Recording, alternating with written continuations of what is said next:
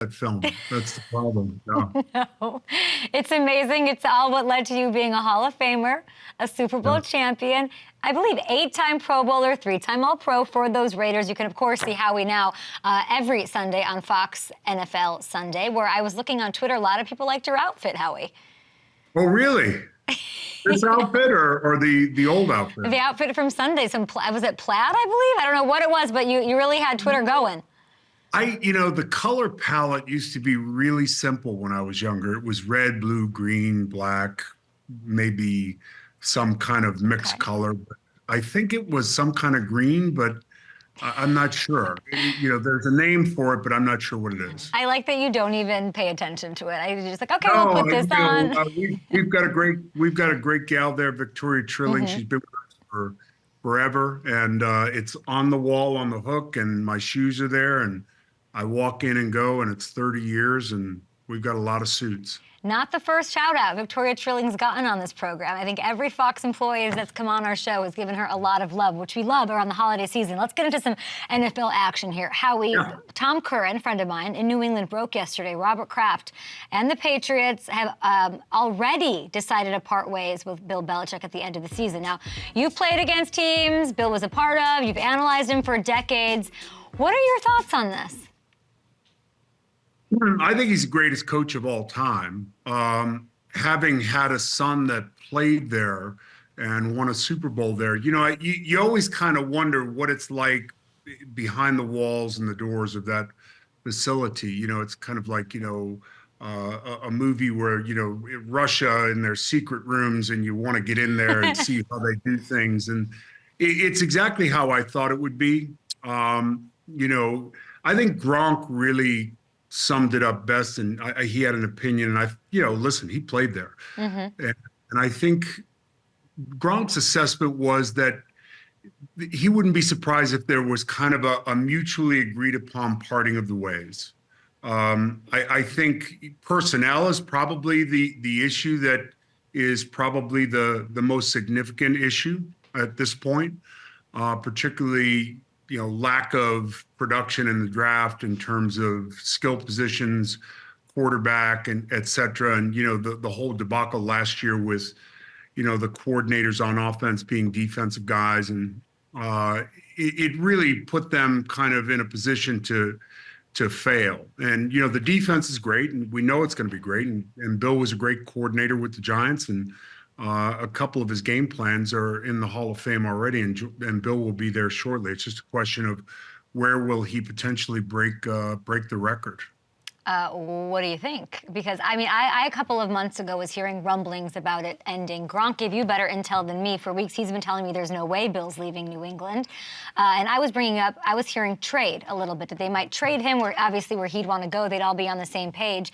And a lot of the feedback I got when I put that idea out into the universe was no one would trade for Bill. Bill's done. It's over. His style doesn't work anymore. He's fallen off. That's obviously untrue. There's many candidates that would love the services of the greatest coach of all time. Where do you think are the spots that make the most sense? Well, the only spot right now is, that's clearly available is Carolina. And I'm not sure. Look, I think that Bill Parcells, Bill Belichick, Sean Payton even, I've had many conversations with Sean Payton regarding quarterback, and quarterback, they have kind of a window of size, weight, strength, speed, et cetera, at that position, as they do at linebacker or offensive tackle or offensive guard. A lot of teams reflect, I think, the philosophy of, the head coach and the general manager. You can see the type of player that they draft. Baltimore drafts a type of player. Quarterback is, and I'm not sure if the quarterback in Carolina necessarily fits what he wants to do. So that would kind of surprise me. I think you can speculate on who's on the hot seat and who's not, and where the best situation would be. And, I think that would be premature for me to do. But I certainly think the question becomes where he goes, will he have control over personnel? If if I'm an owner and I'm making that decision, I say, look, love you, Bill. You're the best of all time. We'd love to have you, run the organization and have input on personnel, but the final kind of, yes or no, or decision to pick a quarterback or pick a defensive lineman or whoever, and which one, I would have to say would have to rest with somebody else. Yeah, and I very much appreciate and respect you not wanting to speculate, especially because people still have jobs Yeah, all around. The Raiders it's have Christmas. your Raiders have an interim coach, though. Yeah. You've got Tom Brady as a minority owner. GM. Has that been signed off on yet? Oh, I don't know. You would know better than me, Howie, obviously. No, I think it's still in one of the many meetings they have. They still would have to kind of. I think they'd have to sign off on that, and I'm not sure if that's done yet. But and that would be great. I think I think Tom would be, John Lynch to me is kind of, the standard right now in terms of general manager and guys that are interested in doing something like that. If he's part owner in the team, and he has input into personnel, and I think he probably would if he was in the building. I wouldn't have him in the building for his outfits. I'd have him in the building for his knowledge and wisdom and his ability to maybe pick a quarterback, because I think, at the end of the day, that's what we've kind of struggled with, with the Raiders, is trying to get the personnel right for one reason or another. Mike Mayock's a friend of mine, and I recommended Mike Mayock as a GM, but I think John Gruden was really the GM there, and a lot of those picks that really didn't work out, I think were probably, you could attribute to John Gruden. And I think a couple of years ago, Rich Bisaccia was an interim coach, interestingly enough, and they ended up getting to the playoffs, and that team really kind of, the guy in the front of the room, to me, and I always call it the saran wrap factor. That group of men from all walks of life, from different geographical places in the country, and all have different backgrounds, and that guy has to really capture that room, and they have to respect him and believe in him. And I think Rich Bisaccia had that, and they made the playoffs. And I thought the two things, identity and culture, and they had an identity, that team did. And I think, understandably, I think Mark wanted to swing for the fence, and I'm sure he pulled together some people and gave him some advice, and he decided to go with the New England philosophy, and that didn't work, and he didn't capture the room from that position. When you walk in front of that room, they see right through you. Right. And and I think Antonio Pierce is certainly a guy that I think has done that. Now, where it becomes interesting is, the experience of moving on from Rich Bisaccia, a team that had just gone to the playoffs, and a coach that, the locker room really respected and liked and voiced their opinion that they wanted him, they decided to move on from. I think that experience will at least give Mark the kind of impetus to, I'm going to look at this a little bit deeper. I'm going to explore, options here. It's a mixed staff. You can't fire the whole staff in the middle of the season. So some of those people are maybe in Antonio's camp, and maybe some people are in the previous coach's kind of camp.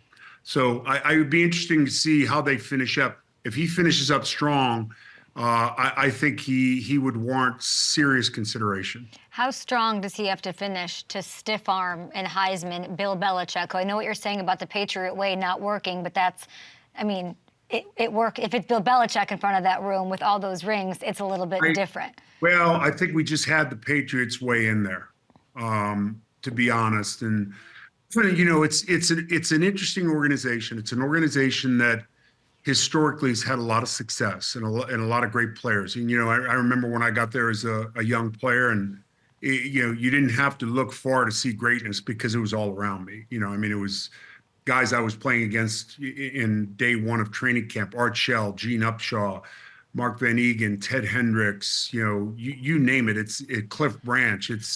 it's a who's who. And on the staff is Fred Biletnikoff and Willie Brown and Jim Otto's around. And, Al Davis is the owner, and the general manager was Ron Wolf. There was greatness everywhere. And I think to try to come in and wipe that history and the kind of philosophy or feel, the culture of that team, and not respect that.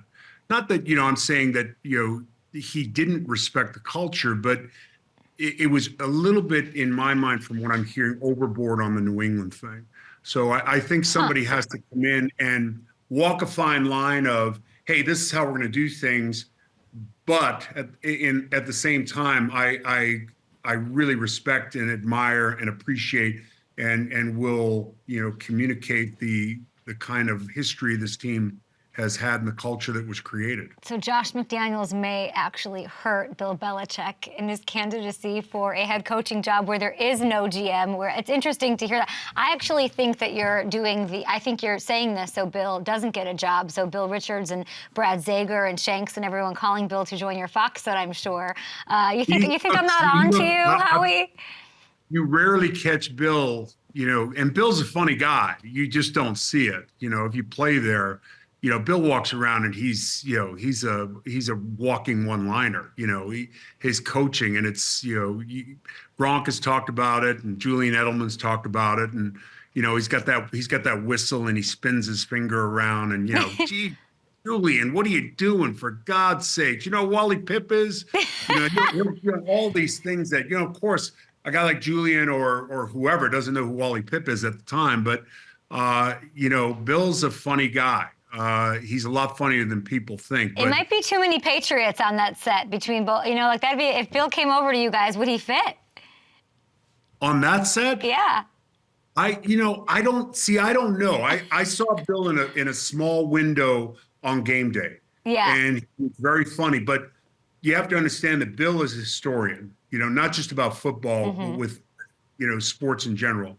And grew up around the Naval Academy, and he's really, really, really big on, the military and the history and all that. For him to put that helmet on and kind of step out of the Bill Belichick mold and into more of a kind of someone you could relate to, and I'm sure Bill could do it if he wanted to, but he's so close to that record. He understands history, and and I think he'll probably continue to coach. I'd be shocked if he didn't. He could pull a Champagne and take a little breather, go to Fox or go anywhere for a second and follow in those footsteps. We have to consider he has that boat. It's got to be somewhere there's a lot of water so we can put that boat, the 6 rings, 7 rings, whatever it is, that boat that he owns. So we'll see. We'll see what Bill Belichick. I think with the bounty he would get, he could buy a much bigger boat. And wait till after the season. Hey, okay. Let's get into some other NFC talk here. I want to switch over to that conference and talk about the Eagles. Your son, of course, wins a Super Bowl with them. They were in the Super Bowl last year. Started strong. I was very rah-rah. They're winning the games in different ways. They don't have to be this crazy offense. And now they've sort of hit a wall. They dropped 2 back-to-back games, Niners, Cowboys.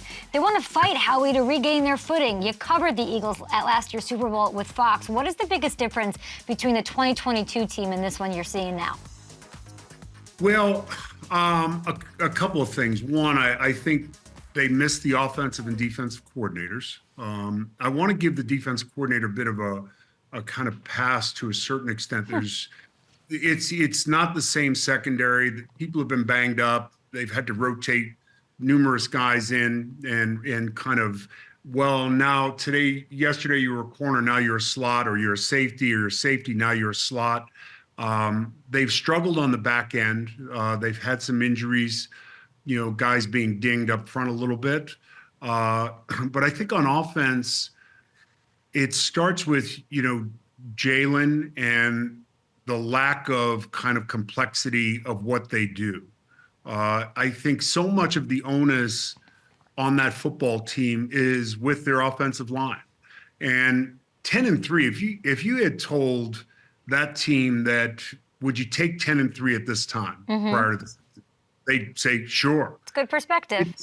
It appears from the outside looking in that it's the most depressing 10-3 you could possibly. but there's a standard there, and they're right now they're not living up to it. I think the offense is somewhat stagnant. It lacks creativity. Part of that is, Jalen was such a significant factor in the run game. And, listen, guys get beat up. And I've tried to, don't run to darkness. I've always said to these young quarterbacks, I saw Will Levis trying to look like a linebacker. And I mean, what was he? He was making Josh Allen look tame. What was that? yeah, they will, well, Josh would have jumped over someone. Josh, he was running Levis through people. Will Levis is a physical guy. He's, great at the combine, looks great. Yeah, the guy up in Buffalo is a freak show. He's different. And he's the reason why Buffalo, as bad a position as they put themselves in, last week's win was a big win. There was a lot of internal stuff going on in the building there. Mm-hmm. I don't think anyone wants to play Buffalo in the playoffs. And the big reason is Josh Allen. I know he's debated on many talk shows, and people are talking about, he's just not that, he's not that great. He's great. The two guys you saw on the field last week, Mahomes and him are two guys on the same field at the same time who 6 or 7 times each will do something that nobody else can do. And I think that's why they're so great, and that's why they're so dangerous. Our playoff format is so interesting, and I think it's the reason why we're so successful. It's not basketball, it's not baseball, it's not hockey, it's not best of 5, best of 3, best of 7. It's one game, and if you're off that one day, you're out. And everything you've done, from OTAs to mini camps to training camp, to 17-game, 18-week season, and wild card, divisional championship game to get to the Super Bowl. You imagine getting to the top of Everest 50 feet short. Think about that. Yeah, I think Chris would rather you say Kilimanjaro, Howie. Yeah, he would, but he's conquered that about 30 times, I think. It's really good perspective. It makes a lot of sense, and I think you're saying it's about Josh Allen.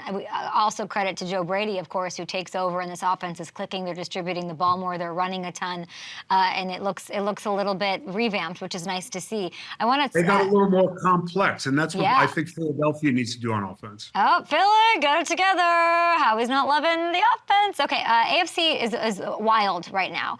After the loss to after the Dolphins lost to the Titans, there's some consistency questions about Miami again, right? They blew a 2-touchdown lead, 3 minutes left in the game. You're saying Josh Allen's heavily debated, so is Tua. And there are fans out there saying that this Dolphins performance, once Tyreek went out, exposed him. Do you think that's fair? You are what you are, and who have they played and beaten that, you kind of, it's the same kind of thing that Dallas had to go through until they put the number on Philadelphia, and they almost beat Philadelphia up there, but really thumped them down in Dallas. And it was kind of I think for years and years, we've always kind of I think more people have overvaluated Dallas than undervaluated. And I think, if anything, it's kind of the anticipation that they're going to falter at the end of the season. And I think this team is different. I think the makeup of the team, and Mike McCarthy, his makeup is great. I think Miami, let's say they go to Baltimore. Let's say they play Buffalo again. See, that's the thing. When Miami has to play Baltimore at Baltimore, Baltimore is physical. Right. Physical teams typically are teams that Miami would struggle with that offense, okay? Buffalo, at the end of the season, Buffalo's capable of running the table here. And hypothetically, that game, week 18, could be for the division. And Miami looking at, not only are we not looking at the division, we've got to kind of figure out if Denver's going to go on a run, or, is Houston going to go on a run? The Bengals with Browning all of a sudden coming out of nowhere. I remember in the preseason, they were saying, the AFC is so dominant. It's the best conference. I think you can make the argument that the two teams or the three teams at the top of the NFC could beat anyone in the AFC. I love it. Last one for you, and it's going to be a one-word answer because we got to take a break here. So much is talked about with the MVP conversation. DPOY, though. Micah, Miles, TJ leading the way. Are there any dark horses you're looking out for? Is there anybody you like? Who are you pulling for?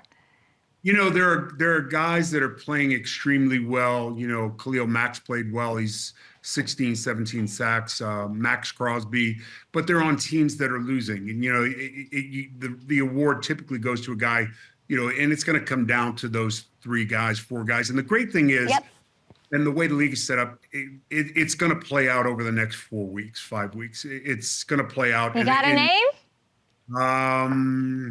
I think Micah right now I think Mike McCarthy's done a great job of keeping them fresh.